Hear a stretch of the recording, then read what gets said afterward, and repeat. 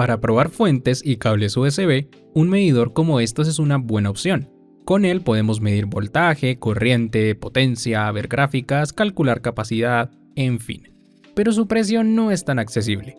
Y para darle aplicación al anterior video en donde expliqué a detalle cómo funciona el LM3914, que en las tarjetas se los dejo por si no lo han visto, decidí diseñar un medidor mucho más casero con el que se puede medir la corriente que recibe el aparato que deseamos medir, como un celular, cámara, en general periféricos USB. Veamos cómo hacerlo. ¿Quieres PCBs gratuitas y poder ensamblarlas por $7? Entonces Next PCB, fabricante y ensamblador de PCBs, es la empresa que necesitas. En la descripción del video tienen los requisitos que deben cumplir para disfrutar de los descuentos y un enlace que me dieron para ustedes. Con él obtendrán un cupón de descuento al registrarse. Este es el diagrama esquemático del proyecto. Inicialmente se ven dos puertos USB, en el que se conecta a la fuente y en el que se conecta a la carga. Calib es un jumper que usaremos para calibrar la corriente más adelante. Por ahora pueden reemplazarlo por un cable. C1 es un condensador de filtrado, y es importante saber que su voltaje se determina según el voltaje del puerto USB, porque si usamos tecnología estándar, hay 5 voltios y no pasa nada. Pero usando sistemas de carga rápida, podemos tener un voltaje bastante mayor. Por seguridad, yo les recomiendo utilizar 25 voltios. Observen que la tierra del puerto USB macho es diferente a la tierra del puerto USB hembra, y esto sucede porque una resistencia de bajo valor está justo en medio de la tierra de estos dos. Recordemos que la corriente se suele medir usando el voltaje que cae en una resistencia de bajo valor por la que pasa dicha corriente, en este caso una de 10 miliohmios, y dependiendo de qué corriente pase por ella, el voltaje variará de forma acorde siguiendo la ley de Ohm. Para 2.5 amperios, que es la corriente de escala completa de este medidor, hay 25 milivoltios cayendo en esta resistencia, y es un voltaje muy bajo.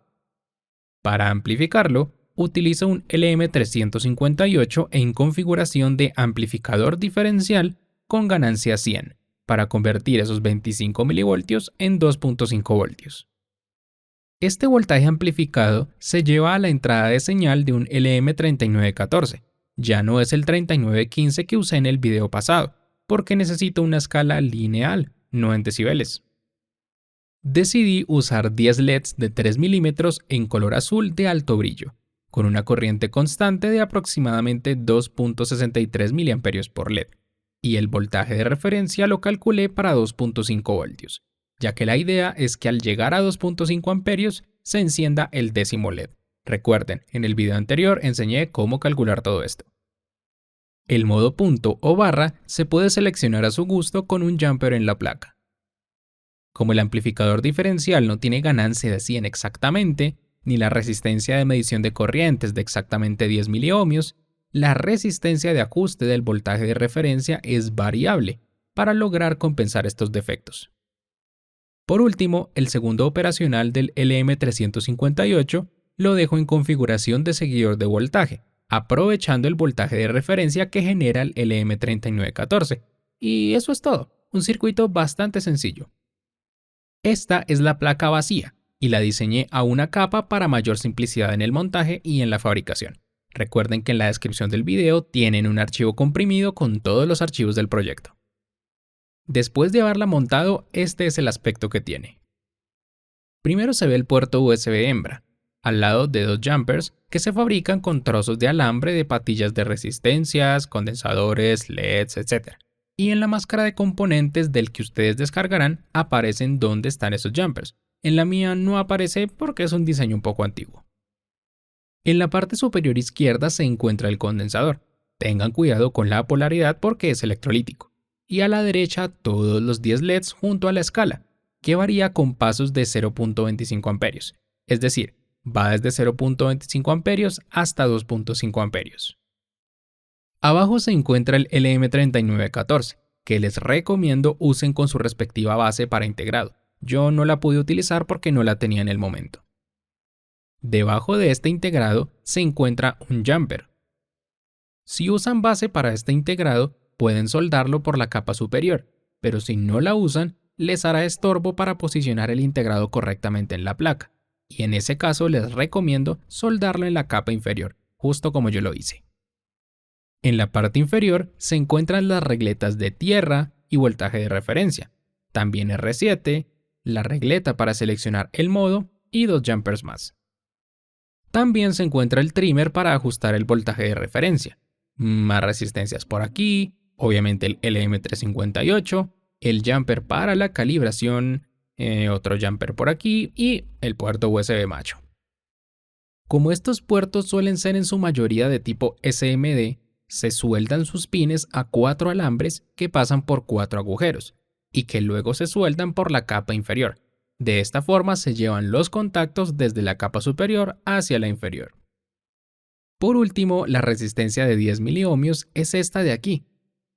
Esta resistencia está en encapsulado 0805, pero en el documento tienen dos versiones, una utilizando esta resistencia y otra utilizando una resistencia Through-Hole de 1/4 de vatio como las que usé en la capa superior de la placa. Si tienen problemas para encontrar una resistencia con este valor y quieren utilizar una que tenga una resistencia mayor, tendrán que recalcular la ganancia del amplificador diferencial y considerar la caída de voltaje en ella junto a la potencia que disipará. Ténganlo en cuenta. Para calibrar el medidor, se conecta un jumper en la regleta de calibración para permitir que la corriente fluya, y luego se conecta a la fuente, en este caso un cargador de celular. Para medir el voltaje de referencia, se conecta un voltímetro entre los pines VREF y GND. Ahora, girando el trimmer, se ajusta el voltaje de referencia, que recuerden, en teoría, debería estar en 2.5 voltios. Una vez alcanzado este voltaje, la calibración estándar estaría lista, pero si desean hacer una calibración más precisa, se hace de la siguiente forma. Se retira el jumper de calibración y se conecta un amperímetro para medir la corriente que pasa por la carga. Ahora se conecta una carga, que puede ser un celular o algo por el estilo, pero les recomiendo sea una resistencia de carga para que la corriente sea lo más constante posible. En mi caso, usaré una carga electrónica para puertos USB, que me permite elegir la corriente que tomará de la fuente de forma muy precisa. Enciendo la carga electrónica y se puede observar la corriente tanto en el amperímetro como en la carga electrónica, pero en su caso, como probablemente no van a utilizar esta carga electrónica, tienen que guiarse con la corriente que les muestra su amperímetro.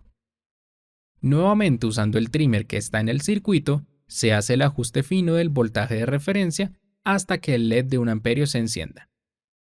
Si desean hacer un ajuste fino, les recomiendo se salten la primera calibración y directamente hacen esto, pero si desean quedarse con la estándar, solo hagan la primera. Para calibrar, les recomiendo el modo punto, porque solo enciende un LED y es más fácil ver la corriente. Por último, hagamos una prueba cargando mi celular, utilizando un cargador genérico y un cargador Samsung, aunque mi celular es Xiaomi, pero igual funcionará. Empecemos con el genérico. Conecto el celular y es normal que se vean fluctuaciones en la corriente. El celular está determinando cuánta corriente puede tomar del cargador. Ahora hagamos la misma prueba usando el otro cargador y sin cortar la toma, para comprobar la veracidad de las medidas que tomé y asegurar que no hubo alteraciones. Nuevamente se observan las fluctuaciones, pero la corriente es mucho más alta, comprobando así el funcionamiento del medidor y del cargador de paso. El genérico lo podemos usar en el día a día para cargar de forma lenta y segura el celular, y el original de Samsung para momentos en los que necesitemos cargar el celular rápidamente. Después de calibrar, pueden reemplazar este jumper por un puente de soldadura en la parte inferior de la placa. Y les recuerdo cómo se ve el modo punto frente al modo barra retirando el jumper de esta regleta. Y bien, ¿qué les pareció el video? Si les gustó, apóyenme con un like. Les habló Juan de Mundo Electrónica y nos veremos en próximos tutoriales. Chaito.